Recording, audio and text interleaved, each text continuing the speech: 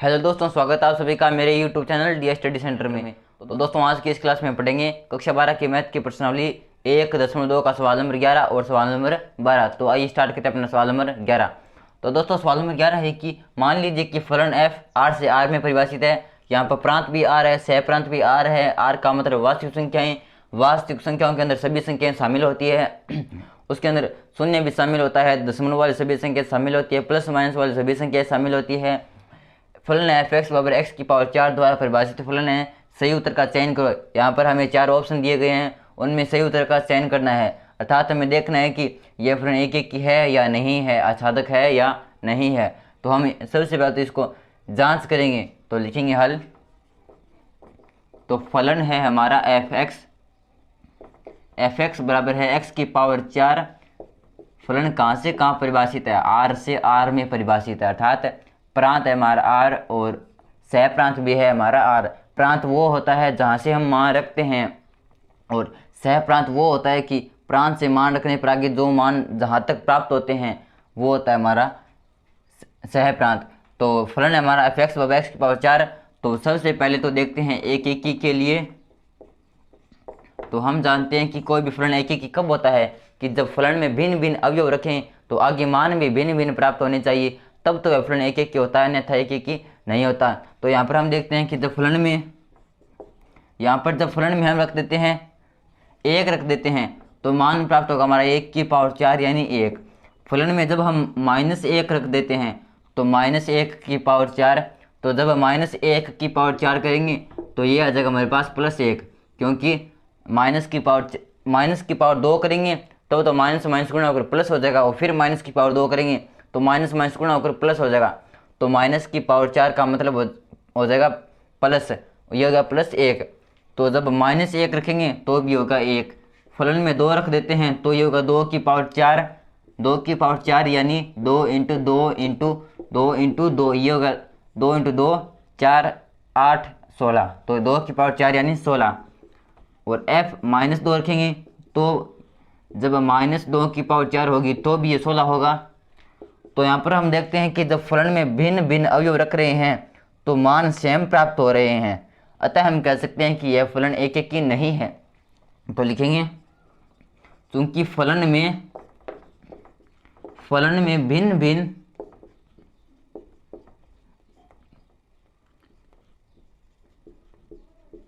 अवयव रखने पर मान समान प्राप्त हो रहे हैं,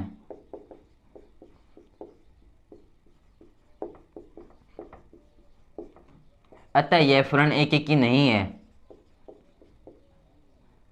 यह फलन एक एक की नहीं है, क्योंकि एक एक की होने के लिए शर्त होती है कि जब फलन में भिन्न भिन्न अवयव रखते हैं तो आगे मान भी भिन्न भिन्न प्राप्त होने चाहिए। तो यह फलन एक एक की नहीं है। अब जांच करेंगे आच्छादक की। तो 2 नंबर जांच करेंगे आच्छादक की। तो कोई भी फलन आच्छादक कब होता है कि जब सह प्रांत के प्रत्येक अवयव का प्रांत में किसी न किसी अवयव के साथ संबंध हो, अर्थात हमारा परिसर बराबर होना चाहिए सह प्रांत के। और यहाँ पर हम देखते हैं कि जब फलन में चाहे प्लस का मान रख दो चाहे माइनस का मान रख दो, आगे यहाँ पर x की पावर 4 होने के कारण यहाँ पर जब माइनस रखेंगे तो भी मान आगे प्लस में ही आएगा। तो यहाँ पर हम देखते हैं कि यहाँ पर ये हमारा परिसर में मान माइनस का प्राप्त नहीं हो रहा है, क्योंकि पावर 4 की वजह से जो माइनस का मान रखेंगे वो प्लस में कन्वर्ट हो जाएगा। तो यहाँ पर परिसर में हम देखते हैं कि हमारा माइनस का कोई भी मान प्राप्त नहीं हो रहा है, अर्थात हमारा चूंकि हमारा परिसर प्राप्त हो रहा है यहाँ पर आर पॉजिटिव यानी सभी वास्तविक संख्याएं प्राप्त हो रहा है, और हमारा सह प्रांत है आर यानी वास्तविक संख्याएं, लेकिन यहाँ पर परिसर में सभी धनात्मक वास्तविक संख्याएं। तो यहाँ पर हम कह सकते हैं कि हमारा सह प्रांत बराबर नहीं है परिसर के, और हम जानते हैं कि कोई भी फलन आच्छादक होने के लिए सह प्रांत परिसर के बराबर होना चाहिए।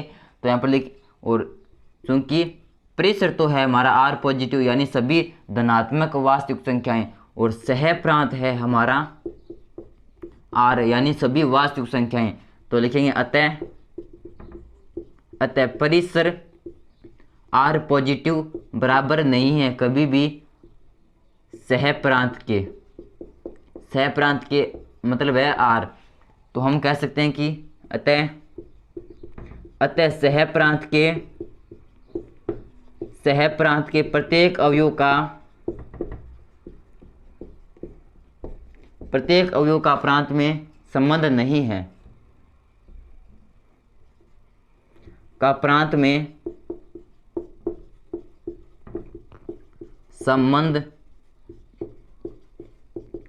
नहीं है, अतः यह फलन आच्छादक भी नहीं है।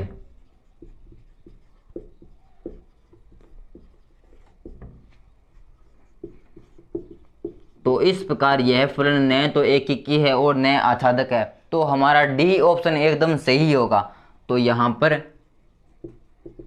अतः जो डी ऑप्शन है वो एकदम सही होगा। डी ऑप्शन क्या है कि यह फलन न तो एकीकी है और न आच्छादक है।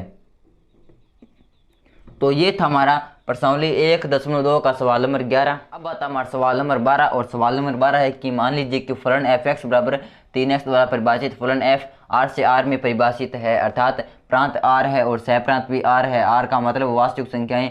तो सही उत्तर का चयन करना है, अर्थात इसमें हमें देखना है कि यह फलन एक ही है या नहीं है, आच्छादक है या नहीं है। तो सबसे पहले तो लिखते हैं इसका हल। अब फलन है हमारा f(x) बराबर 3x, तो सबसे पहले तो देखते हैं एक ही के लिए। तो कोई भी फलन एक ही कब होता है कि जब फलन में प्रांत से भिन्न भिन्न अवयव रखें तो आगे मान भी भिन्न भिन्न प्राप्त होने चाहिए, तब तो वह फलन एक ही फलन होता है। और यहाँ पर हम प्रांत है हमारा r और सह प्रांत है हमारा r, तो यहाँ पर जब फलन में प्रांत से मान रख देते हैं, जैसे 1 रख देते हैं तो मान प्राप्त होगा हमारा 1 × 3 यानी 3। फलन में रख देते हैं -1 तो -1 × 3 यानी -3। फलन में रख देते हैं 1/2 तो 3 × x की जगह रख दिया हमने 1/2, तो ये हो जाएगा 3/2। फलन में रख दिया हमने, जैसे रख दिया मान लेते हैं रख दिया 7 रख दिया, तो 7 × 3 यानी 21। तो इस प्रकार हम देखते हैं कि जब फलन में भिन्न भिन्न अवयव रख रहे हैं तो आगे मान भी भिन्न भिन्न प्राप्त हो रहे हैं, अर्थात आगे समान मान प्राप्त नहीं हो रहे हैं, अतः यह फलन एक ही फलन है। और हम जानते हैं कि कोई भी फलन एक ही कब होता है कि जब फलन में भिन्न भिन्न अवयव रखें तो आगे मान भी भिन्न भिन्न प्राप्त हो। तो लिखेंगे क्योंकि फलन में भिन्न भिन्न या अलग अलग भिन्न अवयव रखने पर मान भी भिन्न भिन्न प्राप्त हो रहे हैं,